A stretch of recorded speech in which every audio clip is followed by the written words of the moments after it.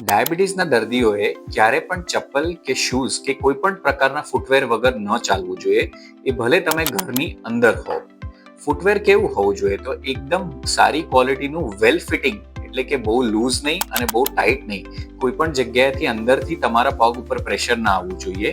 વેલ padded, એટલે કે soft મટીરિયલનું હોવું જોઈએ અને તમારા પગનું પ્રેશર ઇક્વલી ડિસ્ટ્રીબ્યુટ થતું હોય એવું ફૂટવેર જોઈએ. અને ફૂટવેર પહેરો ત્યારે સ્પેશિયલી અંદર સોફ્ટ પ્રકારના સોક્સ.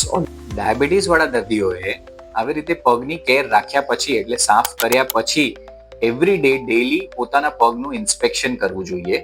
એ કઈ રીતે કરીએ છીએ આપણે? તો તમારે સ્ટૂલ પર કાં તો ચેર ઉપર બેસી જવાનું. સામે પ્રેફરેબલી અરીસો કાં તો મિરર હોય તો તમે ઇઝીલી જોઈ શકશો. તમારે શું જોવાનું છે? તો વન આફ્ટર ધ અધર બંને પગના તળિયા એક્ઝામિન કરવાના છે.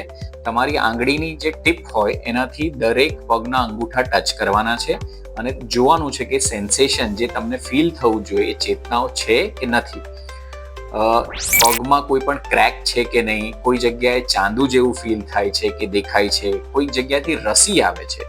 સ્પેશિયલી બે આંગળીની વચ્ચેની વેબ સ્પેસ જેને કહીએ છીએ એને ખાસ ચેક કરવી જોઈએ કે એમાં પણ કોઈ ક્રેક કે કઈ રસી કે એવું નથી. પગનો શેપ ઓવરઓલ જોવો જોઈએ.